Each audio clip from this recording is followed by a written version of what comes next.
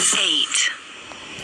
रुद्र ने प्रत्यक्षा को समझाते हुए बेहद प्यार से कहा, मैं तुमसे बचकर नहीं भागता हूँ, बल्कि दुनिया से बचकर तुम्हारे पास आना चाहता हूँ। वैसे कुछ है ऐसा जो मैं तुमसे बताना चाहता हूँ। रुद्र के इतना कहने पर प्रत्यक्षा उसे बेहद प्यार से देख रही थी। प्रत्यक्षा ने रुद्र के माथे पर आए हुए पसीने को अपने दुपट्टे से पोंछते हुए रुद्र से कहा, क्या हुआ? इतना परेशान क्यों हो? कुछ हुआ है क्या? क्या बाबा ने कुछ कहा है या फिर कुछ ऐसा है जो तुम्हें परेशान कर रहा है? इस पर रुद्र ने एक गहरी सांस ली और फिर थोड़ा सोचने के बाद प्रत्यक्षा की बात का जवाब देते हुए उससे कहा, मैंने तुमसे कुछ छुपाया है, कुछ ऐसा जिसके बारे में तुम्हें सबसे पहले पता होना चाहिए था। बात यह है कि मेरी बात को मैं रुद्र के लड़खड़ाते हुए और हिचकिचाते हुए शब्दों को देखते हुए प्रत्यक्षा ने रुद्र के हाथ को अपने हाथों में थामा और उसे बेहद प्यार से कहने लगी, जानती हूँ जो कुछ भी होगा वो ऐसा नहीं होगा जिससे मेरा दिल टूटे। तो तुम घबरा क्यों रहे हो कहने में? अगर तुम्हें लगता है कि बात मुझे पता होनी चाहिए तो बिना कुछ सोचे समझे मुझे बस बता दो, मुझे बुरा नहीं लगेगा। रुद्र ने घबराई हुई आंखों से प्रत्यक्षा की तरफ देखा और फिर उससे कहा, वो दरअसल बात यह है कि मुझे नहीं पता तुम इस बात को किस तरह से लोगी, पर मैं तुमसे ये बताना चाहता हूँ, मेरा नाम रुद्र नहीं है, मेरा नाम मृत्युंजय है और हमेशा से यही नाम था। रुद्र मैं दुनिया की नजरों में हूँ, जिसके पीछे एक वजह है। दरअसल बात यह है कि बचपन में रुद्र अचानक से ही बोलते हुए रुक गया था। उसकी नजरें घबराई हुई थी।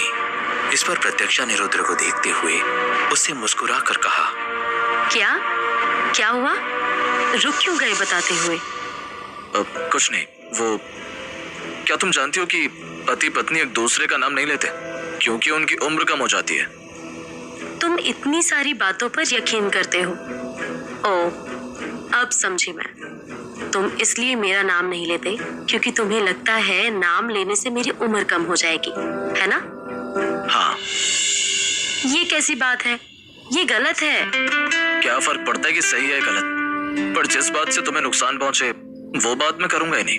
और वैसे भी तुम्हारा नाम लेकर मैं इतना बड़ा खतरा थोड़ी उठाऊंगा। सुनो ना, कुछ मांग सकता हूँ तुमसे? सिर हिलाते हुए प्रत्यक्षा ने रुद्र से कहा, जब मैं ही तुम्हारी हूँ तो तुम्हें मुझसे कुछ मांगने की जरूरत नहीं। बस बताओ क्या करना है। सुबह होने में अभी थोड़ा वक्त बाकी है, तो तब तक इस थोड़े से वक्त में क्या मैं तुम्हें गले लगाकर रख सकता हूँ? इस पर प्रत्यक्षा ने रुद्र को बेड पर लिटाया और खुद भी उसके पास ही लेट गई। उसने प्यार से रुद्र को अपने गले से लगाया और फिर गहरी सांस लेते हुए उससे कहने लगी, अगली बार लिखकर ऐसी अर्जियां दे दिया करना मुझे, तब मानूंगी बातें तुम्हारी। मतलब? तुम्हें मुझसे ये सब पूछने की जरूरत है? ऐसा बिल्कुल भी नहीं है, बस कुछ बातों से डरता हूँ। रुद्र को प्रत्यक्षा के गले लगकर सुकून मिल रहा था। उसकी आंखों में आंसू थे और मन में हद से ज्यादा बातें, लेकिन फिर भी प्रत्यक्षा से अपने दिल की बात नहीं कह पा रहा था। उसका मन अभी भी बेचैन था, लेकिन उस बेचैनी से अब सुकून मिलने लगा था। रुद्र और प्रत्यक्षा दोनों ही एक दूसरे की बाहों में थे और उस पल एक दूसरे के साथ बेहद खुश थे। इस पर कुछ ही देर बाद उनके दरवाजे पर खटखटाने की आवाज आई। दुल्हन उठ जाइए, बाबा साहेब नीचे बुला रहे हैं। कह रहे हैं कि आधे घंटे में सबको नीचे पहुंचना है। रुद्र को अपने गले से लगाए हुए प्रत्यक्षा अभी भी जागी हुई थी, लेकिन उसने महसूस किया कि रुद्र प्रत्यक्षा के गले लगे हुए ही सो रहा था। प्रत्यक्षा ने धीरे से रुद्र को खुद से अलग किया और उसके सिरहाने पर तकिए को रखते हुए नहाने चली गई। प्रत्यक्षा जब नहाकर वापस आई तब उसने देखा कि रुद्र बेड पर नहीं था। कमरे का दरवाजा भी थोड़ा सा खुला हुआ था। प्रत्यक्षा जल्दी से तैयार होकर नीचे आई तो उसने पाया कि नीचे बाबा साहेब कार्तिक और समर्थ के साथ बैठे हुए थे और रुद्र से कुछ कह रहे थे। बेवकूफी की तनिक भी गुंजाइश ना करना, समझे? रुद्र भी सर झुकाकर बाबा साहेब के पास खड़ा हुआ था। इस पर प्रत्यक्षा जल्दी से बाबा साहेब के पास आई और उन सबको देखने लगी। एक बात समझ लो बहुरिया, हम तुमको इसलिए भेज रहे हैं ताकि तुम्हारा मन भी रह जाए और जो हम करना चाहते हैं वो भी हो जाए। लेकिन जरा सा भी तुमको खतरा महसूस हो ना, तो बस इतना याद रखना कि हम तुमको कुछ नहीं होने देंगे। मुझे पूरा भरोसा है आप पर, लेकिन मुझे नहीं लगता मुझे वहाँ पर कोई ज्यादा खतरा होगा। बाबा है ना वहाँ पर। बाकियों का तो पता नहीं, लेकिन मेरे अपने बाबा मेरे साथ कुछ गलत होने ही नहीं देंगे। इस पर कार्तिक ने प्रत्यक्षा को ताना देते हुए कहा, हाँ, इसलिए तो तुम यहाँ पर हो। वो तुम्हारे साथ कुछ गलत होने नहीं देना चाहते, इसलिए तो तुम्हारी शादी उन्होंने रुद्र से करवा दी, ये जानते हुए कि ये उनके दुश्मन का बेटा है। तुम सच में बेवकूफ हो क्या, या फिर नाटक किया करती हो? ओह, याद आया, रुद्र ने तुम्हें खरीद लिया, लेकिन तुम्हारी बुद्धि खरीदना भूल गया।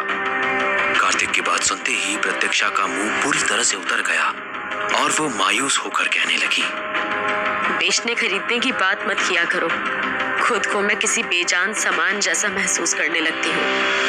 प्रत्यक्षा की बात सुनते ही समर्थ ने कार्तिक के सर पर मारते हुए उससे कहा, बैल बुद्धि कहीं का, कहाँ बोलना चाहिए समझ नहीं है और चले हैं जुबान चलाने।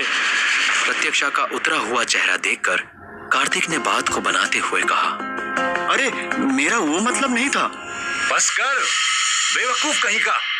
ए समर्थ, तुमको जो काम दिए थे आज वो काम पूरा कर लेना। बांध का काम लगभग पूरा होने को है, तो वो पूरा होते ही गांव में भंडारे वाले काम भी करवाने हैं। मंदिर से आने के बाद वो काम रह गया है। और तुम कार्तिक बाबू थोड़ा जमीन पर रहना सीखो और जितने काम बताए हैं वो हो जाने चाहिए, वरना आज से तुम्हारा यहाँ का खाना पीना बंद। कार्तिक ने गुस्से में दिल मिलाते हुए बाबा साहेब से कहा, मुझे समझ नहीं आता कि आपको मुझसे क्या दुश्मनी है। हर बार आप मुझे कहीं ना कहीं फंसा देते हैं और इस लड़की को सर पर चढ़ा रखा है। ठीक है, आप इसको ही गोद ले लीजिए और मुझे आजाद करिए यहाँ से। मैं देख लूंगा मुझे क्या करना है। कार्तिक इतना कहते हुए वहां से बाहर चला गया। थोड़ी ही देर बाद रुद्र और प्रत्यक्षा किरण हवेली के लिए निकल चुके थे। रास्ते में प्रत्यक्षा हद से ज्यादा परेशान थी। जैसे जैसे प्रत्यक्षा हवेली की तरफ बढ़ रही थी, उसकी घबराहट भी बढ़ती जा रही थी। इस पर वो वक्त भी आ गया जब प्रत्यक्षा और रुद्र किरण हवेली के एकदम पास पहुंच गए। रुद्र और प्रत्यक्षा अपनी जीप से आगे बढ़ रहे थे। गांव के लोग दोनों को ही हैरानी से देख रहे थे। रुद्र ने अपनी जीप हवेली के सामने रोकी, जहां 4 लोग दरवाजे पर पहरा दे रहे थे। दरवाजा खुला हुआ था।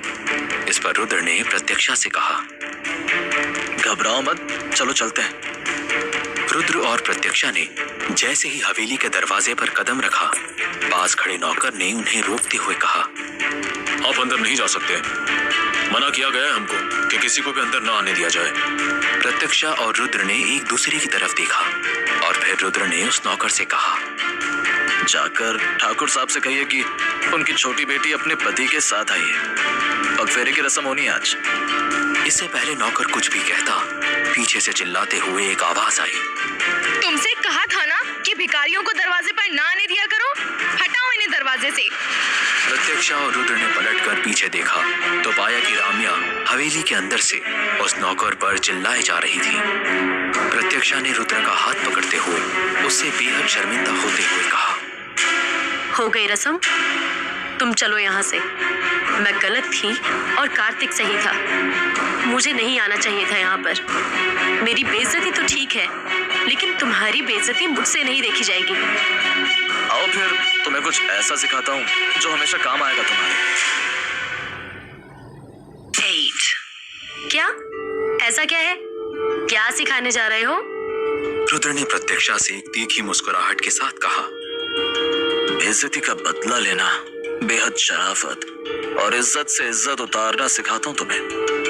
बेटियां विदा होने के बाद पिता के घर से पति के घर आती है। इसीलिए उसे पग फेरे की रस्म कहते हैं। लेकिन जब बेटी पिता का घर ही डेरा जमा ले तो उसे वही कहते हैं जो आप हमें कह रहे हैं। वैसे आपकी नजर काफी कमजोर है, इसीलिए घर के असली मालिक से कहिए कि उनकी बेटी आई है। रुद्र की बातें सुनते ही रामिया गुस्से में ही बाहर आते हुए रुद्र पर चिल्लाने लगी। हिम्मत कैसे हुई मुझसे इस तरह से बात करने की? तुम होते कौन हो मेरे सामने आवाज उठाने वाले? औकात नहीं है तुम्हारी मेरे सामने खड़े होने की भी। रामिया रुद्र पर चिल्ला रही थी कि तभी ठाकुर देवेंद्र ने रामिया को डांटते हुए कहा, चुप रहो, मेरी बेटी एक वक्त के बाद वापस आई है, जाओ पूजा की थाली लेकर आओ। रामिया गुस्से में तिलमिलाई हुई थी, लेकिन वहीं पर ठाकुर देवेंद्र की आंखों में प्रत्यक्षा को देखकर आंसू थे। इस पर हितिका जल्दी से पूजा की थाली लेकर दरवाजे पर आई और प्रत्यक्षा को देखते ही उससे कहने लगी, बिटिया तुम आ गई। हमें तो जैसे ही पता चला कि तुम आज रस्म के लिए आ रही हो, हम तो तुम्हारे लिए 15 पकवान ही बना डाले। प्रत्यक्षा ने इशारा करते हुए रुद्र से कहा, सुनो, ये मेरी भाभी है, चलो इनसे मिलाती हूँ तुम्हें। हितिका जैसे ही आगे बढ़ी और उन दोनों की आरती उतारने लगी कि तभी किरण अम्मा ने चिल्लाते हुए कहा, मनहूसियत को आरती उतारकर बुलाया नहीं जाता बहू, बल्कि मिर्च को आग में डालकर मनहूस लोगों की बुरी नजर को भगाया जाता है। हिम्मत कैसी हुई इस मनहूस लड़की की इस जानवर को साथ लेकर यहाँ आने की? बोला था ना कि ये लड़की नहीं आएगी यहाँ। अब हमारी बात भी नहीं सुनी जाएगी इस हवेली में। क्या कर रही है ये मनहूस यहाँ? देवेंद्र ने किरण अम्मा की बात का जवाब देते हुए उससे कहा, अम्मा, रस्म और बाकी काम थोड़ी देर में सब हो जाएगा, तब तक शांत रहिए ना। हमारी बिटिया हमरे सामने कितने दिनों बाद आई है, जरा इसको नजर भर के देखने तो दो। आपकी बेटिया वहां जिंदा भी थी या नहीं, ये तक जानने की कोशिश की थी आपने? वो खुश थी या रो रही थी, आपको इस बारे में कुछ पता भी था? फिर अब आप कैसे इसकी परवाह कर रहे हैं? हर पल की खबर थी हमको। भीमा और हमरे बीच चाहे जो भी हो, वो हमरी बिटिया के साथ कुछ गलत ना तो करेगा और ना ही कुछ गलत होने देगा। भीमा मतलब? तुम्हारे बाबा को हम भीमा कहते हैं। हितिका ने प्रत्यक्षा और रुद्र की आरती उतारी और फिर उन दोनों पर से ही कुछ पैसे उतारकर पीछे खड़े नौकरों को देते हुए हितिका उन नौकरों से कहने लगी, ये पैसे किसी गरीब को दे देना और आगे से इन दोनों को रोकने की कोशिश भी नहीं करना। ये दोनों इसी हवेली के ही सदस्य हैं। प्रत्यक्षा और रुद्र ने हवेली में एक साथ ही अपने कदमों को रखा। इस पर रामिया गुस्से में ही किरण अम्मा से कहने लगी, दादी, लगता है कि आपका वक्त गया। इस हवेली में अब आपकी नहीं चलती, वरना ये दोनों यहाँ कभी नहीं आते। देख रही हैं ना आप कि कैसे सबने मिलकर इन दोनों को अंदर आने दिया। दादी, आप कुछ करती क्यों नहीं?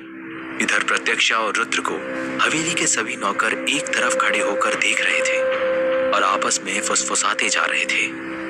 बेचारी बिटिया कैसे इस जल्लाद के हाथ लग गई, न जाने कैसे जी रही होगी वहां। सुना है बेटिया वहां खुश है, लेकिन हमको तो लगता है कि ये सब नाटक है। कहाँ मालूम कि लोग बिटिया को डरा धमका के यहाँ लाए हो।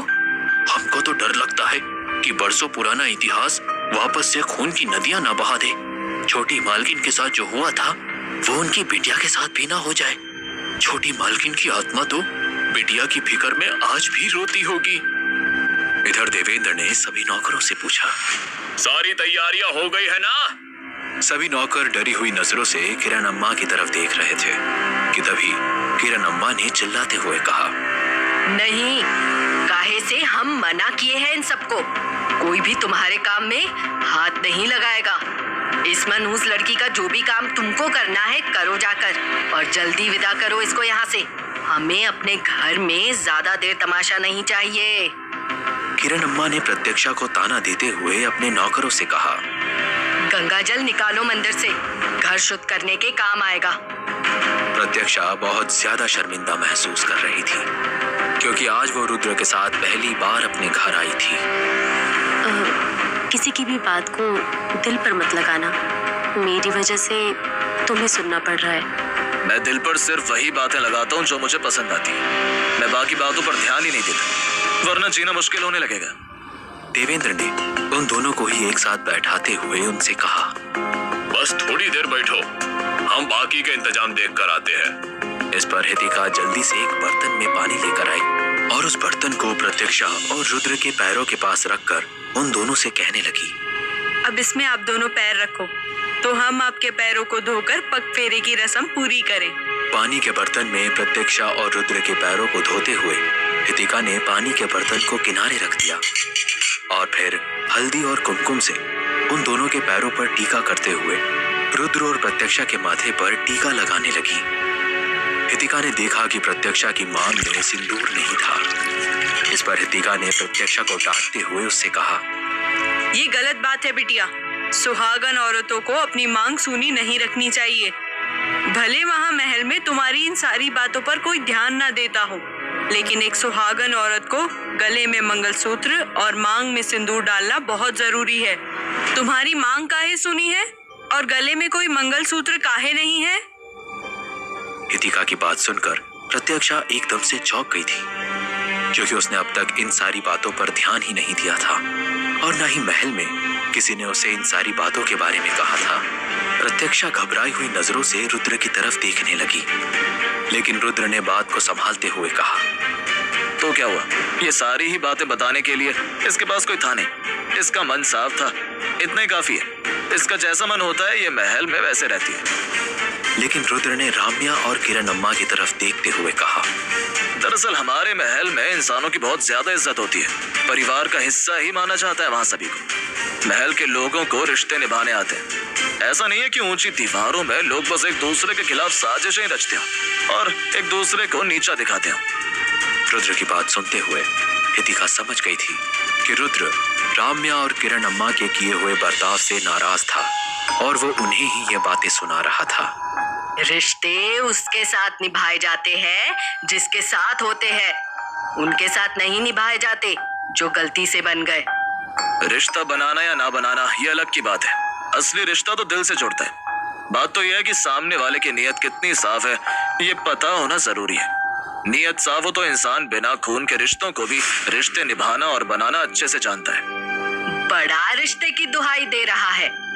अब तू और तेरा वो किराए का बाप हमें रिश्ते की बात बताएगा? जिसकी तरफदारी करते थक नहीं रहे हो ना, वो कोई असली खून नहीं है। और तू है नाली का कीड़ा, तो तेरी क्या औकात है मेरे सामने? जिसको अपनी पत्नी बता रहा है ना तू, इसकी माँ वो बदचलन औरत थी जिसने पूरे खानदान की नाक काट के रख दी थी। पति होते हुए भी दूसरों के साथ में सोया करती थी वो, और तुम हमें बातें सुनाने चले हो। जिसके खुद के खानदान का पता नहीं, वो चला है हमारी तरफ उंगली मोड़ने। ये मत सोचो कि दुनिया कुछ नहीं जानती, तो हम भी नहीं जानते कुछ। हमें सब पता है। सबकी सच्चाइयों के काले चिट्टे हमारे सामने खुले पड़े हैं। किरण अम्मा ने प्रत्यक्षा को जोर से झकझोरते हुए उस पर चिल्लाते हुए कहा, क्या सच्चाई नहीं बताई हो तुम इसको? ये जो तुम्हारे नाम पर इतना फूल रहा है ना, जो हमें रिश्तों की परिभाषा समझाए पड़ा है, इसको नहीं बताया तुमने कि तुम किस माँ की बेटी हो? इसको कुछ अपने बारे में नहीं बताया है ना? अरे तुम किसका खून हो ये तक नहीं जानते हम। हमारे बेटे ने तुमको पाल का लिया, खुद को यहाँ की वारिस समझने लगी हो। किरण अम्मा की बातें सुनते हुए प्रत्यक्षा के दिल को ठेस पहुंचने लगी थी। वो शर्मिंदा महसूस करने लगी थी। उसकी आंखों में आंसू भर आए थे। इस पर किरण अम्मा ने रुद्र से कहा, इसकी माँ इसके बाप को धोखा देकर किसी और से मिलती थी, और ये ना जाने किसकी औलाद है। काहे से ये हमारे बेटे की औलाद नहीं है, तो इसको हमारे खानदान से जोड़ना बंद करो। हमारा बेटा इसके माँ के प्यार में अंधा हो गया था, लेकिन उस अंधे की आंखें तब खुली जब इसकी माँ की रंगरलियां दुनिया के सामने आई। याद नहीं है कि तुम्हारी माँ के साथ हमने क्या किया था प्रत्यक्षा बिटिया? हमें लगता है कि तुम्हारे साथ भी वही करना होगा। आग की गरम लपटें कैसे बादल को झुलसाती है, शायद तुमको याद नहीं होगा ये सब। 8 जहां एक तरफ प्रत्यक्षा रोने लगी थी, वहीं दूसरी ओर रुद्र भी हद से ज्यादा चौंक गया था, क्योंकि अभी तक उसे प्रत्यक्षा के बारे में भी ज्यादा कुछ नहीं पता था और ना ही उसकी माँ के बारे में कोई जानकारी थी। ये सब क्या है? ऐसा कैसे हो सकता है? ये राज सालों से ही लोगों के दिलों में दफन था। इसके बारे में कोई भी बात नहीं कर रहा था। जहां एक तरफ प्रत्यक्षा किरण अम्मा की बातें सुनते हुए रोने लगी थी, वहीं दूसरी ओर रुद्र भी एकदम खामोश हो गया था, क्योंकि उसके सामने एक ऐसी सच्चाई आई थी जिसके बारे में उसे अंदाजा ही नहीं था।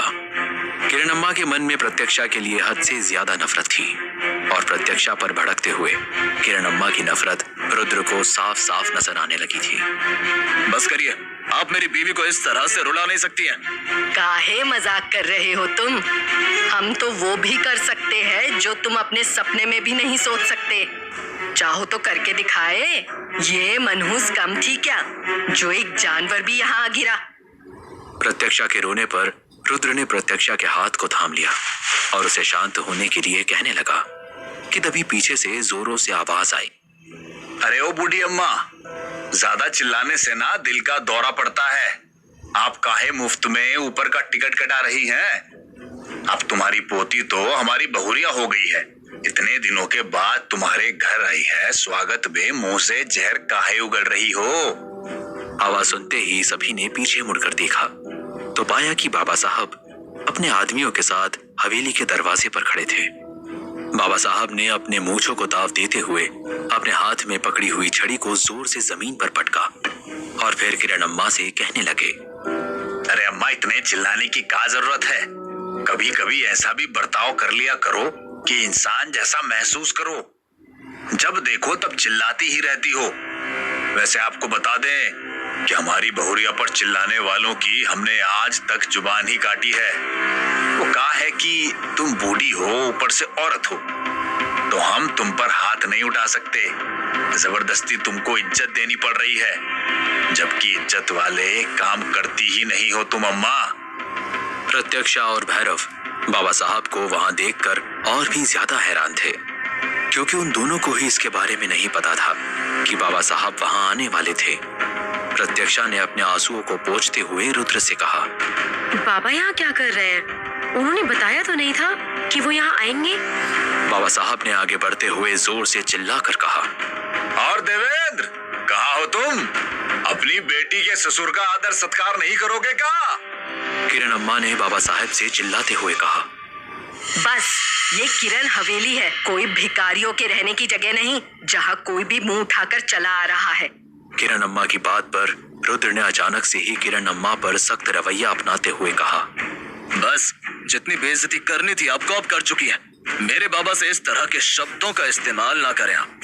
मैं अपनी हद बहुत जल्द भूलता हूँ, इसीलिए बाबा से तमीज से पेश आइए। इस पर रुद्र को डांटते हुए बाबा साहब ने कहा, अरे पागल हो गए हो का? यही सिखाया हमने तुमका?